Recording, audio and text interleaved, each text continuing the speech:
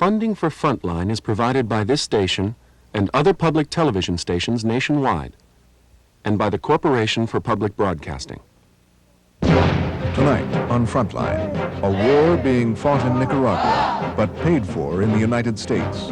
I'm trying to help what appears to be a policy of President Reagan to provide help to the freedom fighters in Nicaragua. Private citizens are raising money for a guerrilla war in Nicaragua. While Congress debates funds for the Contras, people like this man send millions.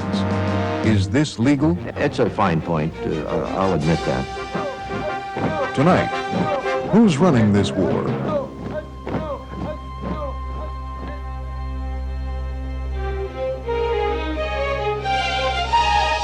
From the network of public television stations, a presentation of KCTS Seattle, WNET New York, WPBT Miami, WTVS Detroit, and WGBH Boston. This is Frontline with Judy Woodruff. Good evening. Our program originally scheduled for tonight, Standoff in Mexico, will be seen in 2 weeks, so that tonight, just before a key congressional vote, we can bring you a special report.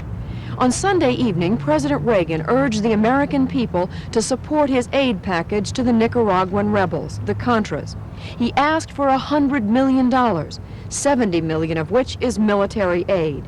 He called the Sandinista government a cancer, and Nicaragua a Soviet beachhead in North America, and a command post for international terror.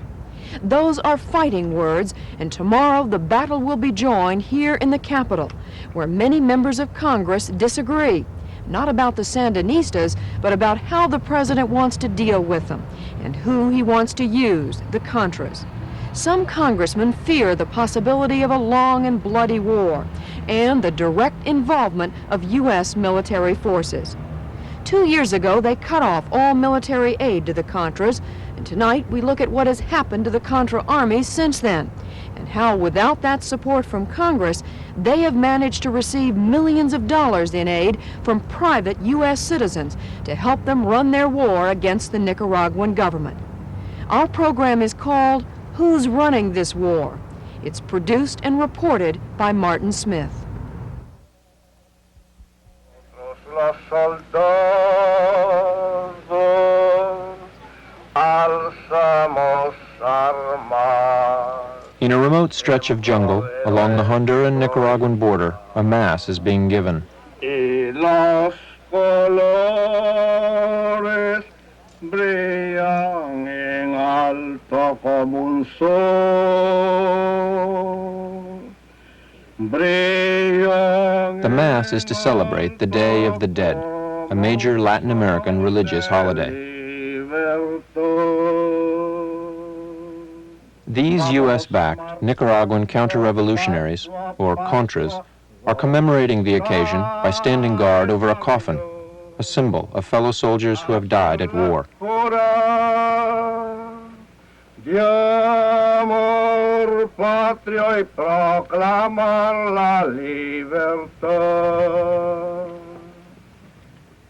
After Mass, Chief Military Commander Enrique Bermudez reads the names of those who have died in past battles. Alejandro Laguna, seudónimo Carne. Gerardo Fernández Amador, Culebra. Israel Mendoza Castellón, Piquetón. Justo Pérez, activo. Bermudez was a founder of the counter-revolution back in 1980. Then he and about 150 others set out to reverse the Sandinista revolution of 1979. In the beginning, their movement was slow to gain a following because Bermudez and his men were former members of the despised Nicaraguan National Guard, a personal army of the Somoza dictatorship that had oppressed Nicaragua for nearly 50 years. Para derrotar al comunismo que se quiso entronizar en nuestro país.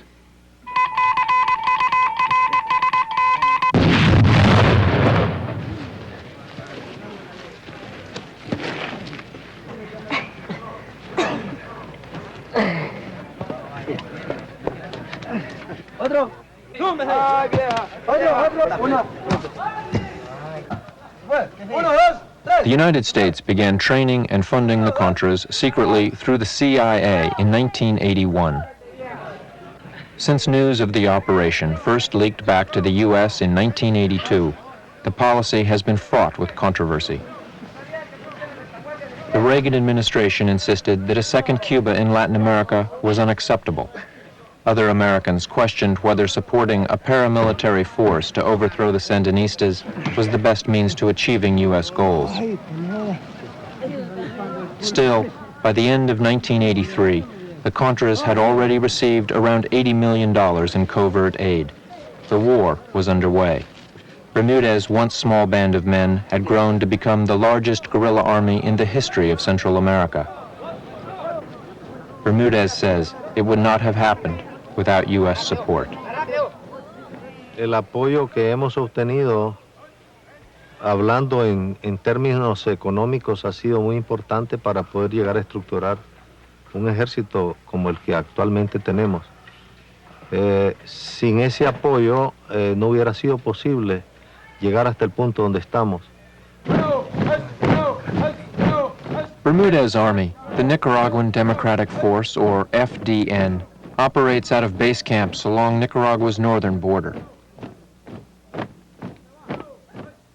While there are other groups fighting the Sandinistas in the south and along the Atlantic coast of Nicaragua, the FDN in the north is by far the largest of the Contra armies. The FDN boasts around 18,000 soldiers, most of them joining in the last 2 years, in large part in reaction to the Sandinistas' imposition of an unpopular military draft. As the FDN has grown, it has changed. Few of the foot soldiers have any previous military experience. Most are around 16 to 20 years old. Those that are younger are usually the sons of refugees or boys orphaned by war. Porque nos estaban reclutando para el servicio militar patriótico. Y entonces decidí unirme aquí al FDN, porque me convenía mejor pues unirme aquí. ¿Por qué te convenía más? Porque lo que están haciendo los sandinistas, oprimiendo al pueblo y quitándoles las tierras y mandándolos a pelear a la fuerza pues contra nosotros, a los mismos hermanos que andábamos aquí. ¿Y por qué preferiste al FDN sobre los sandinistas? No, bueno, porque Nicaragua se echa de ver pues que lo que hay en Nicaragua ahorita es un comunismo, no se puede vivir en Nicaragua, lo que es el asunto de la comida, la han racionado, la libra de azúcar tiene que hacer fila para sacar el asunto de comida, tiene que trabajar en asociados, así sucede pues en Nicaragua, no se puede vivir. ¿Por qué te uniste al FDN? No aguanté a los sandinistas. ¿Por qué no? Porque los tenían sumergidos. ¿Sí? ¿Y qué hacías antes de que te uniste? ¿Ah? ¿Qué hacías antes de que te uniste al FDN? Yo lo que hacía era trabajar, porque aquí lo que andamos somos puros campesinos, pues. No somos guardias, como dicen ellos. Es mentira.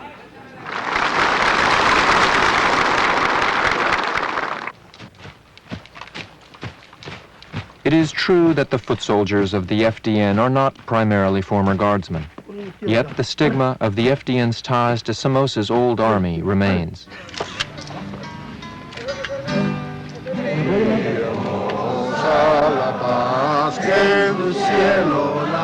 The fact is that for the FDN's top leaders, these ties are real. At the same time, the FDN maintains a political front headed by a civilian, Adolfo Calero, a former Nicaraguan Coca-Cola distributor.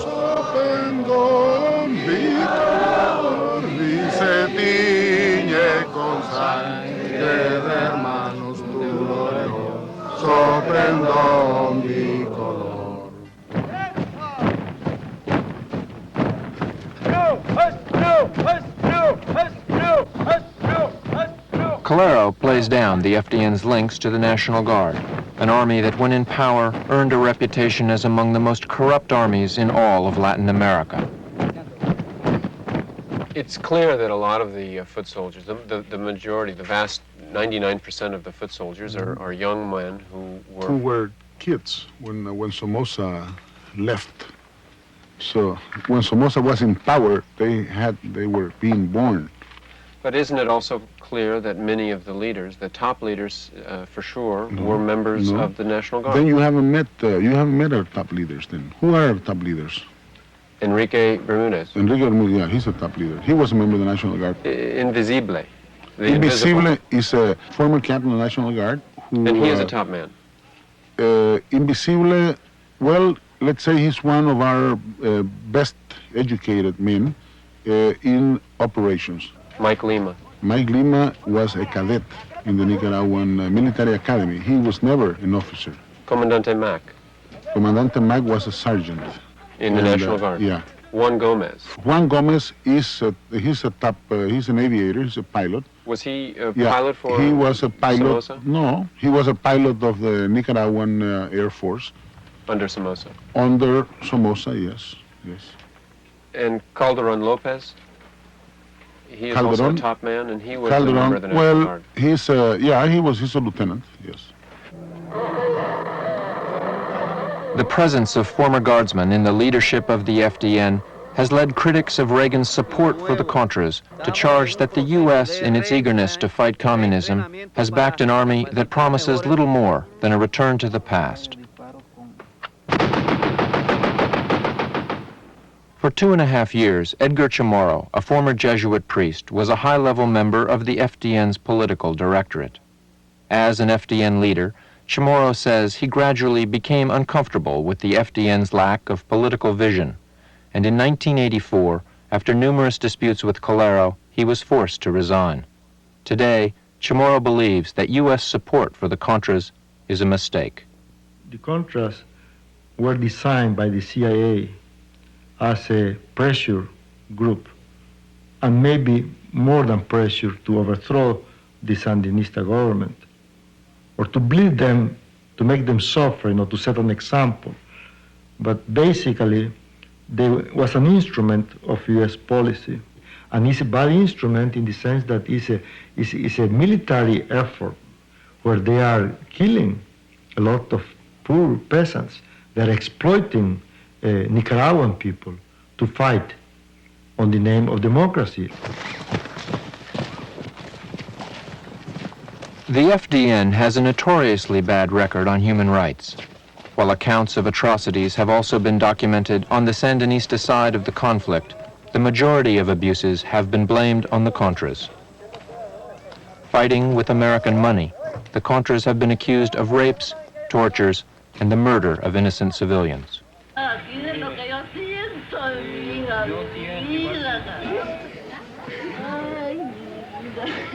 Near the Nicaraguan town of Huihuili on December 26, 1984, 10 Nicaraguan civilians traveling in a pickup truck were ambushed by FDN Contras.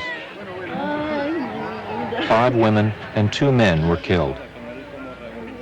Some of these scenes were broadcast on American television last year. Edgar Chamorro says such incidents are not uncommon. Well, there are specific cases of comandantes who were regional commanders or task force commanders like Mike Lima or Renato or Mac, who personally told me that there were these atrocities going on and that prisoners were being killed, and people who were working for the Sandinista government, once they were captured after a battle, they were put to death. Even people who were not military, people who were working for agrarian reform, or people who were working for a project of the Sandinista government. Everybody who was working directly for the Sandinista government was looked as a target, as a military target, by our commandantes. Among the most shocking records of abuse is a series of pictures taken by an American photographer last January. A civilian prisoner is forced to dig his own grave. Afterwards, he is told to lie in the grave and is murdered by FDN soldiers.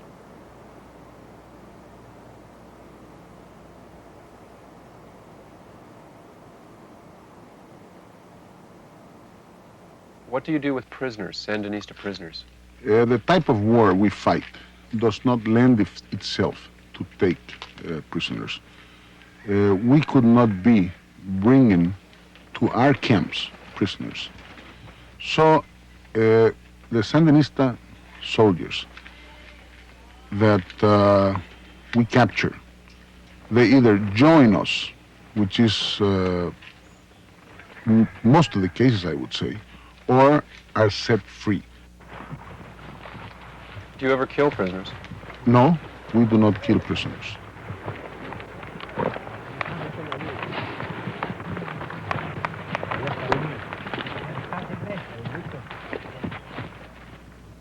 Salvador Icaza, a former Nicaraguan judge, once worked to try to improve the behavior of FDN troops in the field. But in 1984, he, like Chamorro, had become discouraged. He quit, claiming Bermudez never listened to his reports of abuses. There are some crimes of murder. They are being committed by FDN troops. And Calero and Bermudez, they know or they knew what is going on. They never did something to stop that. They are using the same system that Somozas did in his time, the same abuses of human rights. They have been using the same tactics of killing, of murder, all that kind of stuff. They are planting the seed of another Somoza regime. Another dictatorship is created, and then we're going to have another revolution, another bloodshed. We need to stop Calero and Bermudez and all those people right now before it's too late. They are our brothers, these freedom fighters, and we owe them our help. You know the truth about them. You know who they're fighting and why. They are the moral equal of our founding fathers and the brave men and women of the French resistance. We cannot turn away from them. For the struggle here... Despite controversy and criticism, President Reagan has never faltered in his support for the Contras. The struggle here is not right versus left. It is right versus wrong. In the president's view, the Contras are necessary to counter growing Soviet and Cuban influence in Nicaragua.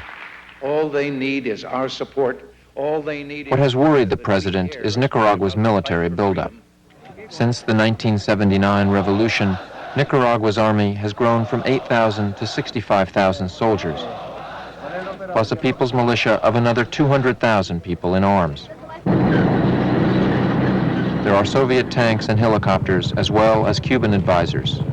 To abandon the Contras, the president has said, would invite communist aggression.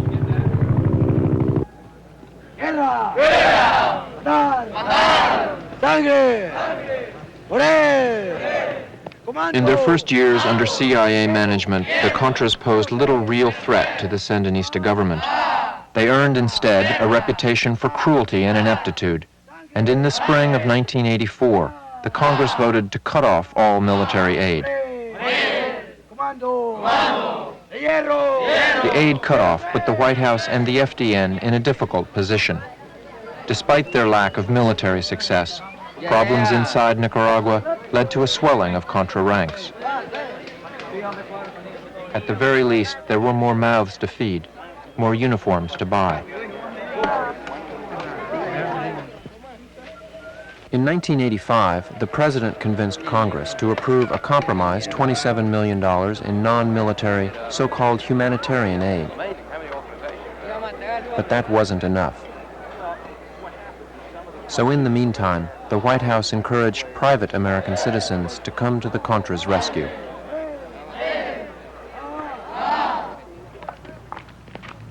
Out of retirement came U.S. Army Major General John K. Singlaub.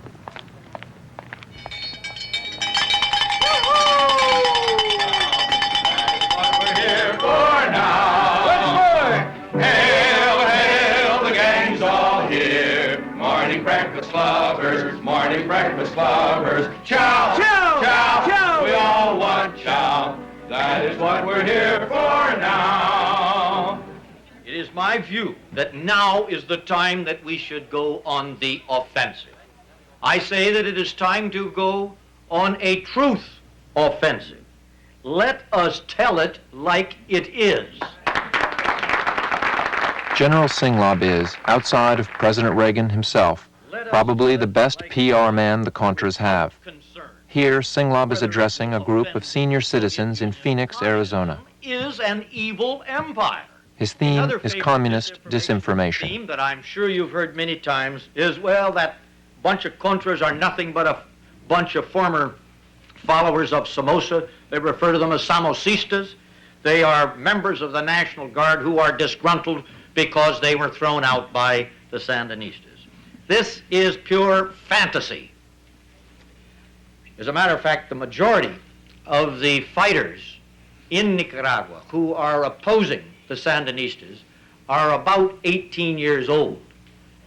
If I were running it, I would bring in a lot more National Guardsmen to provide more military training, more military experience to that force.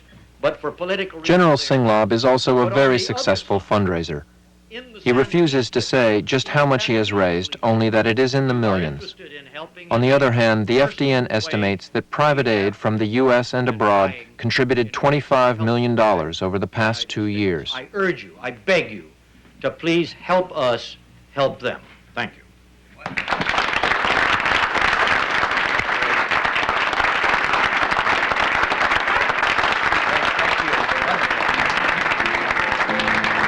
We hope the General will be back soon.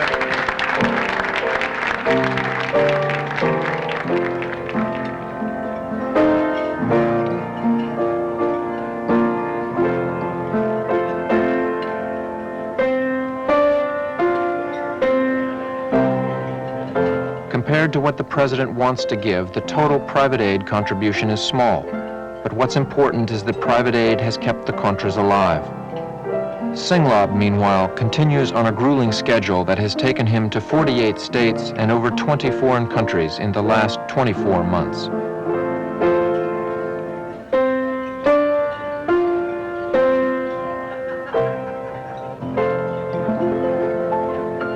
Inform me that our flying time will be approximately 1 hour and 43 minutes. We'll be cruising at an altitude of 37,000 feet. The weather in the Dalles. Then go over the schedule for Tuesday again with us. Okay, we will be starting at 0700 in the morning. I'm trying to help what appears to be the policy of President Reagan to provide help to the freedom fighters in Nicaragua. The Congress has prevented government officials from doing this. I've acted as a surrogate in a period here for those government officials because I am not a government official. And not only does Singlab help President Reagan by raising money for the Contras, he has traveled to FDN camps on 5 occasions to review the troops. He is received there as if he were a government official. I represent hundreds of thousands of Americans who are sympathetic to your cause and want to help. Calero says he first met Singlab in late 1983, just before Congress cut off all aid to the Contras. General Singlab said he had particular interest in speaking with me, and then we met and we discussed our movement at great length, and I was very clear from the outset that General Singlab was deeply interested in what we were doing and was willing to help us out. For many conservatives, Singlab is an American hero, not just for what he does today. Back in 1977, as commander of U.S. troops in South Korea, Singlab openly criticized President Carter, who was suggesting that U.S. troops there be withdrawn. Singlab lost his job for it. But when the Reagan administration came in, Singlab was sought after by the White House as an expert on fighting communism. I was asked to come in, and I actually gave a presentation to a large group in the National Security Council on the subject of unconventional war, how I viewed the current situation in which the Soviet Union was using psychological warfare, disinformation, using wars of national liberation, using terrorism, tying it all together in a non-shooting war against us, and unless we recognized that we were under attack at this level, we were going to lose just because we weren't facing the real world.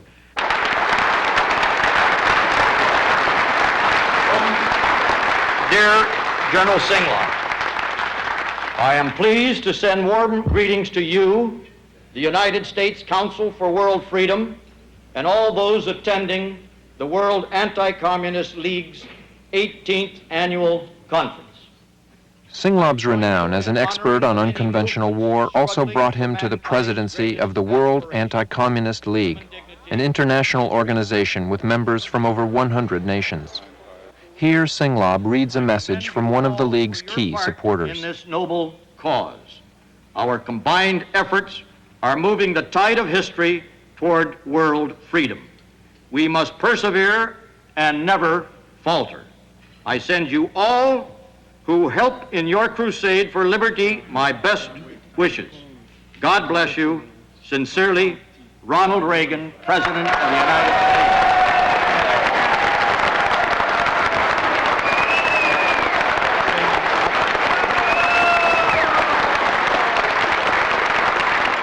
Last year's convention in Dallas lasted 4 days. It was designed by Singlob as a time and place for participants like Adolfo Calero and Enrique Bermudez to network with other anti-communists. I'll get it to you. I've got a copy. Okay. Time was also set aside for talking to the press. The Sandinistas have not been able to decimate us, but rather we have grown. We have increased our presence throughout the country, and we are winning. We have to literally put our money where our mouth is, though, in terms of help. Now, most importantly, there was time for fundraising.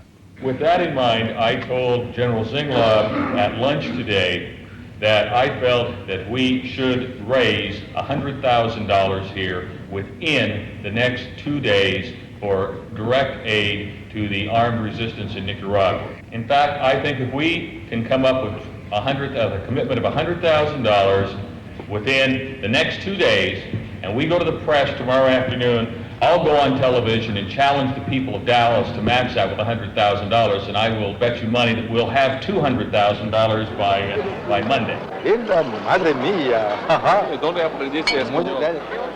The grand finale of the conference was a fundraising dinner attended by many wealthy Dallas conservatives, like millionaire oilman Nelson Bunker Hunt. So whenever you wish, please do business and let us know you're coming, and I will make a preparation. Oh boy, do they treat you nice.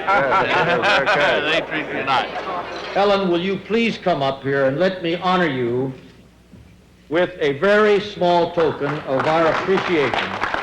Also there to receive an award was Mrs. Ellen Garwood, a wealthy Texas widow who gave Singlob $65,000 last year so the FDN could buy a helicopter. It says to Ellen Garwood, whose generosity exemplifies the finest patriotic traditions of the United States citizens' dedication to freedom. Mrs. Garwood's speech summed up what the delegates felt about General Singlob's work. I believe he was undoubtedly sent by the Lord Almighty to help save freedom and the United States from the onrush of totalitarianism.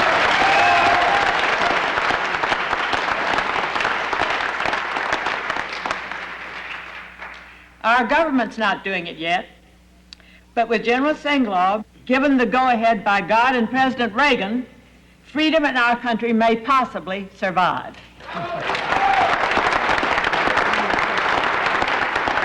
General Singlob not only gets help for the Nicaraguan freedom fighters, he takes it to them. No overhead, no middlemen in the way. General Singlob gets no salary. His only salary is God's blessing. General Singlob so understates his own dedication that we've got to follow his example. All we have to do is remember how he put his country ahead of his career when he told President Carter to keep our troops in South Korea and lost his job for it. To save South Korea. And he's here, and all of us must help him keep liberty alive, especially in Central America, keep the Caribbean sea lanes and the Panama Canal from Soviet communist control, keep the Soviets from threatening our west coast as well as our east, thus subjecting us to a most awful blackmail. Give to General Singlob's U.S. Council of World Freedom whatever he asks. It's tax deductible, You'll sleep better at night, and you'll be blessed. Give all you can. Your children's future is at stake. It's better to give dollars than to give your children later. On the...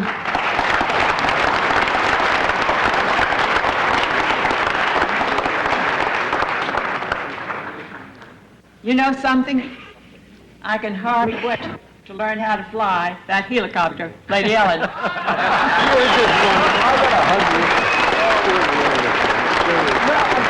my eagle.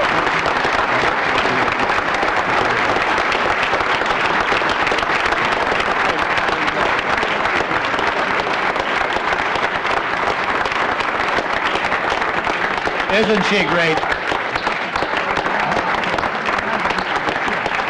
Freedom would never be in jeopardy if we had a few more Lady Ellens. Isn't she great?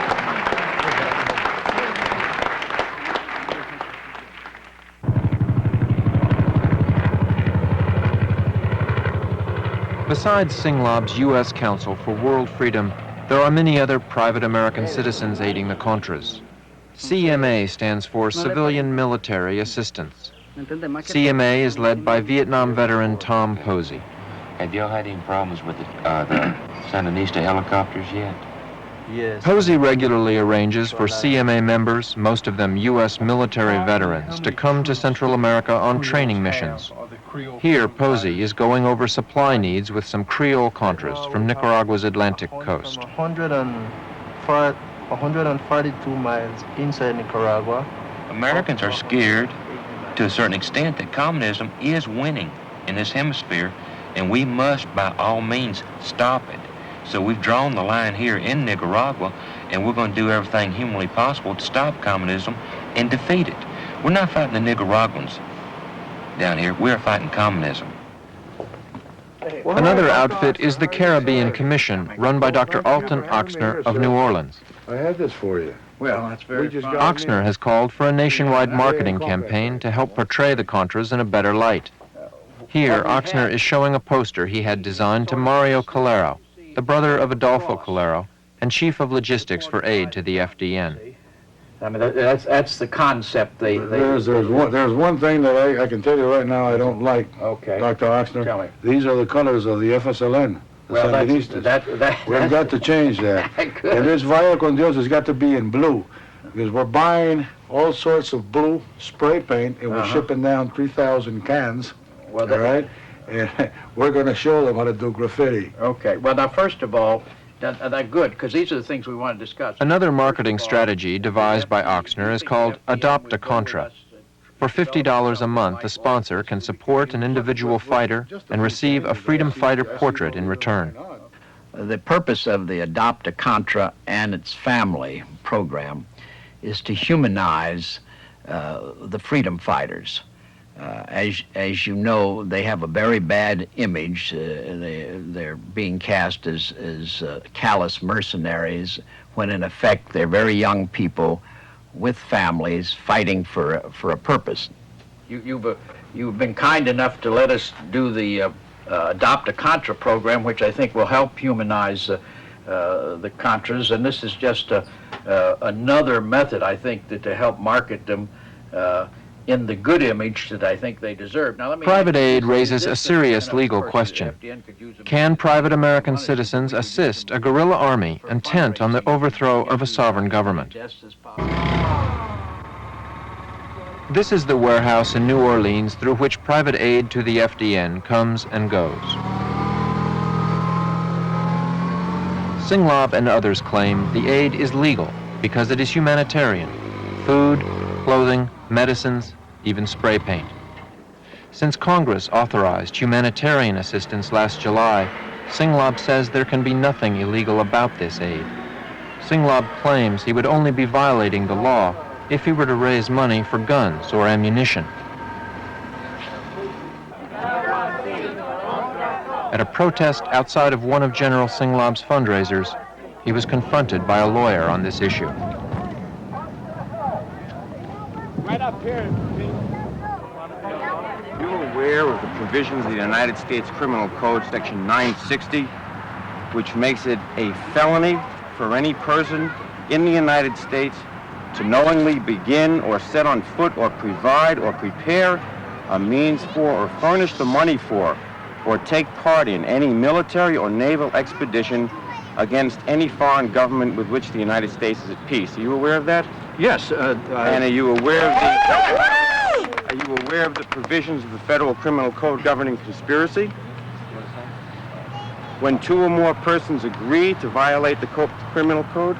That's, the Department of Justice has indicated that what I have been doing, providing non-lethal assistance, primarily humanitarian assistance to this group, well, medicines and medical supplies, pretty humanitarian. Singlaub told these people that he doesn't provide military assistance to the Contras. There's no violation. But he did tell Frontline that he provides military advice. Adolfo Calero has had no military background. He's asked on occasion about what kind of weapons are available for certain jobs, and I've been able to provide that, which if the U.S. had been providing advisors, he would not have had to go to someone outside of the government. When all the advisors were withdrawn, why, he felt a need on occasion to ask questions, and I've tried to provide that role based on my background and experience. So you have worked as a military advisor to Adolfo Calero? Yes, on occasion, and also even to Enrique Bermudez. He would like to sit down and said, what do you think of this plan, and just give an extra brain in the planning. Singlaub also does have ways to raise money for guns. Funding for the purchase of weapons takes place outside of the United States. But if I am a millionaire... In a TV studio in Harlingen, Texas, Singlaub outlined how through the use of secret overseas accounts, laws against military aid are circumvented. If I am a benevolent millionaire from Dallas, that comes to you and say, I'll write out a check tomorrow for $1 million, but I want it for weapons. I want to give these guys something to fight with. Okay, what are you going to do? What are you going to say to them? Well, I'm going to put him in touch with a non-American and say, he will tell you in which bank to put this. You won't have any control over it. It'll be put in a bank that will be drawn upon to get the arms that they need. Hi, how are you? Are you our man of the hour? I don't know. My name is Jack Singlaub.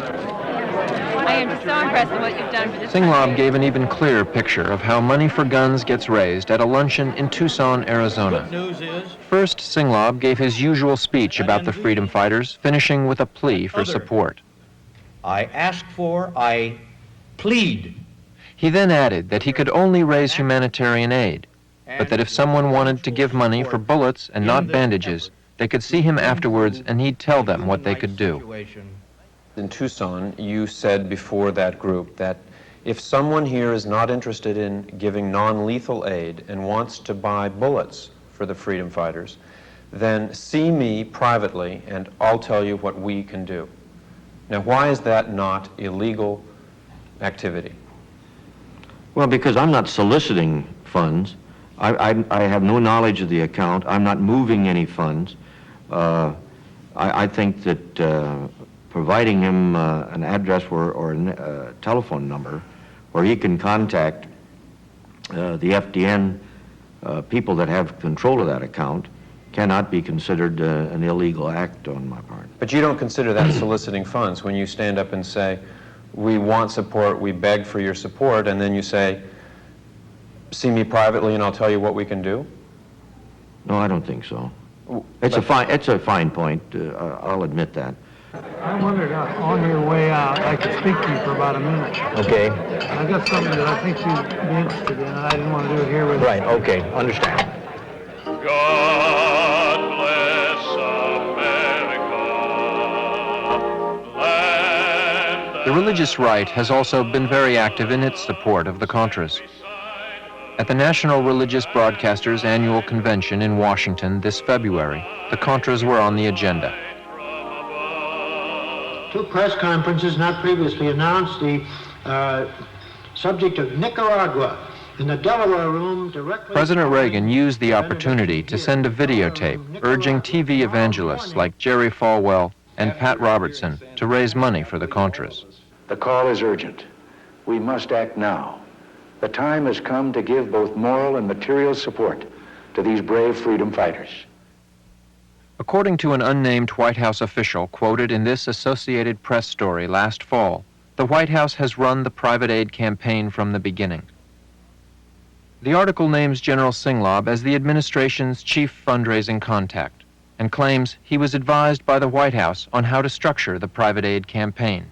I am not a... Singlaub claims he knows nothing about being selected by the White House, but confirmed to these protesters that he does maintain contact with a White House official, Colonel Oliver North. The contact that you had with him, what was the character of it? Did he help you raise funds? No, he did not help me raise funds. I would send reports to him as he was the designated person to represent the executive branch. He had previously been in touch with the freedom fighters. When they were told they couldn't contact him, I stepped in and I said, I'm willing to help out. So he became your liaison between the Contras and your fundraising activities? No. I was the liaison with the Contras. I deal directly with the leadership, political and military leadership of the freedom fighters. Then you reported to the executive through Colonel North? Is that it? In some cases, Colonel North was the recipient of reports. This picture of Oliver North was accidentally released by the White House last fall and published in the Washington Post. North is shown meeting with the president and Contra leaders. Since then, the White House has tried to have the picture recalled. The New York Post would only release this doctored version of the picture. Frontline made repeated attempts to talk to North, but we were told he doesn't give interviews. Neither would the White House confirm or deny previous news reports that North has aided private groups in fundraising. Singlaub, meanwhile, maintains that unlike North, he is not a White House employee, and therefore his fundraising has violated no laws. Well, I think the important thing is that I have tried to act as responsibly as possible. I have made what I believe to be a rather extensive background and experience in the conduct of unconventional war available to the government at no cost. But I want to be as responsible in that as possible, and I want to give the government, those who are responsible, an opportunity to redirect me or to stop me from doing what I am doing. And to date, I have had no indications that what I have been doing is creating any problems for government, and in fact, there is some, the absence of this criticism from the officials suggests to me that they are not unhappy with what I am doing. Thank you for choosing American Airlines. From the president's point of view, General Singlaub has done an admirable job, keeping alive a Contra army that many thought would disappear after the official aid cut off in 1984. Some U.S. congressmen, on the other hand, are dismayed by Singlaub's work. Last year, 2 U.S. representatives, Jim Leach and Mel Levine, tried to move a bill through Congress outlawing private fundraising. They were especially disturbed that the White House had encouraged Singlaub and others to take foreign policy into their own hands. It appears that a green light has been given, and at least there is, in spirit, an effort to try to support private assistance that has a military element to it. And in that sense, the administration is trying to have its cake and eat it too, to walk the bounds of law, but then to stretch the spirit of that law in such a way that new and novel precedents are being laid for the foreign policy of the United States. I have a very hard time believing that the people of the United States are going to be very comfortable with the notion that individual private citizens are going potentially to involve this country in a war in a circuitous fashion through private assistance not authorized in any public fashion. The White House in particular should understand that within the framework of the separation of powers and the Constitution of the United States, if they want to conduct a war, they come to Congress and they ask the United States Congress whether or not we agree that a war ought to be conducted. It shouldn't be made by this type of circumvention and this type of private, unsupervised, disorganized, really reckless form of activity that goes outside the channels and the framework of the Constitution of the United States. Attempts to restrict private aid have failed. With growing anti-Sandinista sentiment on the Hill, Congress has lacked the political will to effectively challenge the president on the issue. So the Contras have survived, and today they have again risen to the top of the nation's political agenda. Last month, the president requested an unprecedented $100 million in official military and humanitarian aid for the Contras. Okay, this is the strategy meeting on stopping U.S. aid and support for the Contras. Over the past few months, anti-Contra aid lobbyists have been gearing up for battle. They have met to discuss strategy. Although the timing of this is totally up to the administration. They can submit that request whenever they want. I know how busy you are, and I really They have visited congressmen's offices. We're here to appeal to you West to vote against the next request for more aid for the Contras. They have buttonholed representatives on the House steps. They are attempting to convince congressmen, already wary of the Contras' democratic credentials, to back the Contadora process, a Latin American diplomatic effort to negotiate peace. The administration, on the other hand, remains committed to seeking military aid. Remember that this is more than a request to help people seeking democracy in their own land. It is quite simply, and nothing more nor less, sir, than a vital measure for the defense of continental United States, which is my first priority and responsibility, and I have to say yours. The Contras are the good guys, and the Nicaraguan communist government is the bad guys. So we're on the side of the good guys here. Well, Mr. Secretary, In recent days, administration officials have worked hard to convince the Congress that the Contras are necessary, that they are improving politically, and deserve another chance. Quiet, please. For evidence, the administration points to a meeting last summer of Adolfo Calero and two prominent exiled Nicaraguan politicians. They met to form a new political entity called UNO, the United Nicaraguan Opposition.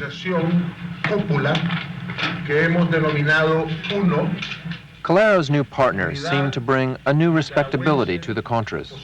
Alfonso Rebello was a former member of the Sandinista government, as was Arturo Cruz. Cruz especially was seen as a moderate.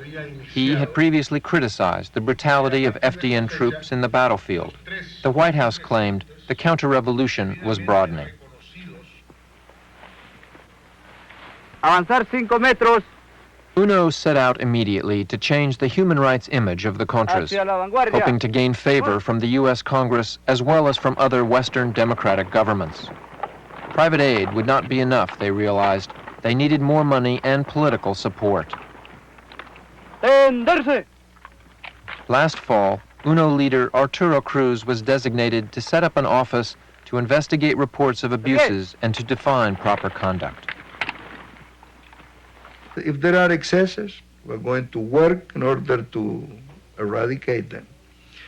And we are also going to make sure that the image that the rebels project throughout the world is the real one, that they are rebels in a tremendous struggle against a totalitarian regime with a huge army, outnumbering the rebels, and that the best way to achieve those aims is to open up ourselves for international scrutiny, and that's what we intend to do. Last November, Bermudez first introduced the UNO-approved Code of Conduct to his top commanders. The pamphlet lists rules of war. Bermudez expressed reluctant acceptance.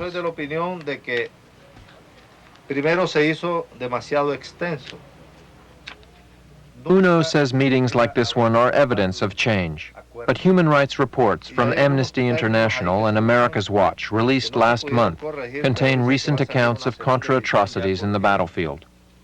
UNO says they are busy investigating abuses and re-educating the troops. But the question is, will the FDN respond to UNO's authority? When Bermudez introduced this communique that specifies how UNO would oversee his army, he ridiculed the idea. Bermudez had asked for our camera to be turned off, but our tape recorder was still running. cosas que no quiero mencionar, cientos de acuerdos. Ninguno se ha cumplido. Comando, comando, ¿quiénes son tus amigos? Also, FDN foot soldiers seem unaware of what UNO is. No. ¿Vos sabes qué es el uno? ¿Vos sabes qué es el uno? ¿Vos sabes qué es el uno? No. ¿Vos sabes qué es el uno? No, señor. ¿Vos sabes qué es el uno? No, señor. ¿Vos sabes qué es el uno? No. ¿Vos sabes qué es el uno? UNO leader Arturo Cruz, however, remains optimistic. I have full confidence in the patriotism of the rebel forces. I believe in them. We all share the same objectives. We share the same ideals. And I'm confident that from now on, everything will work out in a satisfactory manner. UNO is a name for a product that is being marketed for consumption of the Congress and the public opinion of America especially, and the whole world.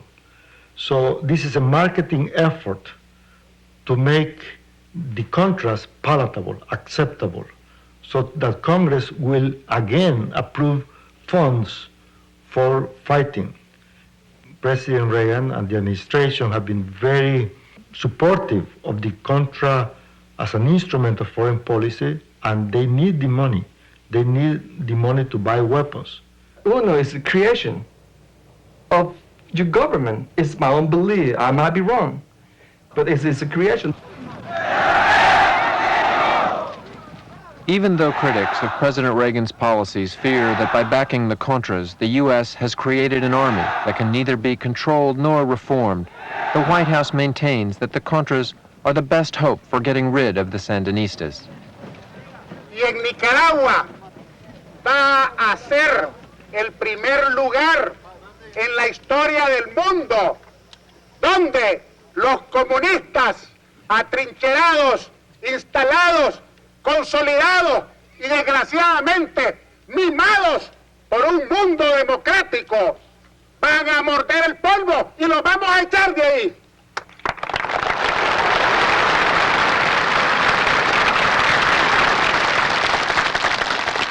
¡Viva Nicaragua! ¡Viva Fuerza Democrática Nicaragüense! ¡Vivan los comandos de la libertad! Muchas gracias. Adolfo Calero presides over the graduation of another 1,000 young soldiers from the FDN's training camp. Their fate is uncertain. After 6 years of war, the Contras have had little success. At no time have they overtaken and held a Nicaraguan town for more than a few hours. And in recent months, the FDN has been retreating to their Honduran base camps and awaiting word on funding from their patrons up north. What the Contras do have is scores of young soldiers. President Reagan claims that with money and advice, they can still do the job. But how much and how long it will take is unknown.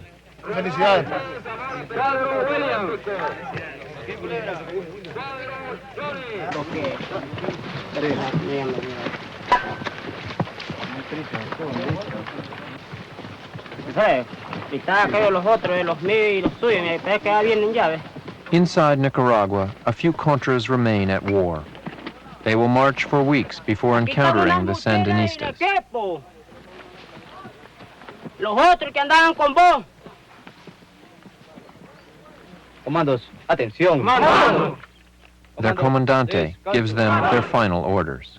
Evitar al máximo posible de no disparar un cartucho innecesariamente. Cuando se dispare debe ser hacia el enemigo, porque sepamos que cada cartucho en nuestras manos es el elemento vital para nuestra liberación de nuestra patria.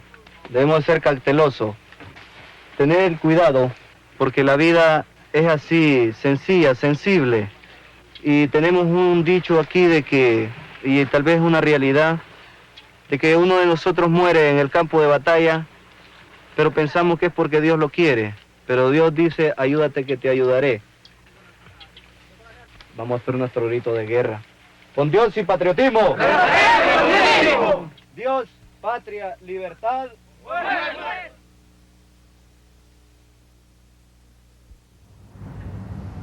A footnote to our story tonight. Last week, a White House official called Frontline to say that at no time has the administration raised private monies for the Contras. We asked again if Oliver North, the man General Singlaub contends oversees his activities, would give us an interview. We were told that as a matter of policy, no National Security Council personnel can give interviews to the press. Next week on Frontline, a special 2-hour live forum bringing together the country's top experts to discuss our #1 public health issue, AIDS. It's been called the plague of the 20th century. First, gay men, then hemophiliacs, then their wives and lovers, then children.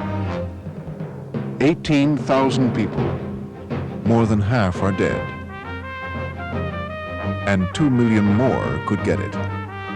The program is called AIDS, a National Inquiry. It is next week on Frontline. I'm Judy Woodruff. Good night.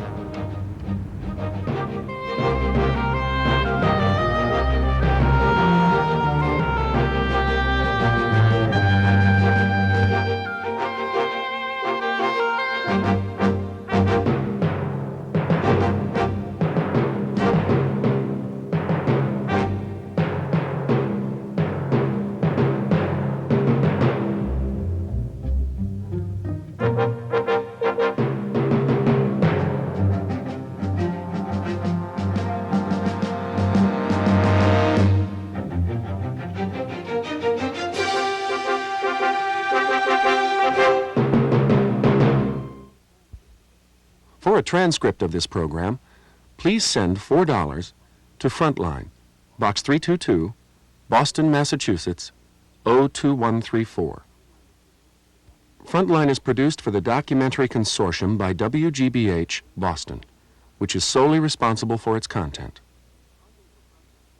Funding for Frontline was provided by this station and other public television stations nationwide, and by the Corporation for Public Broadcasting.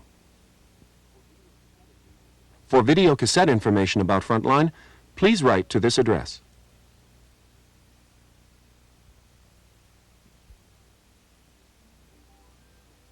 Thank you.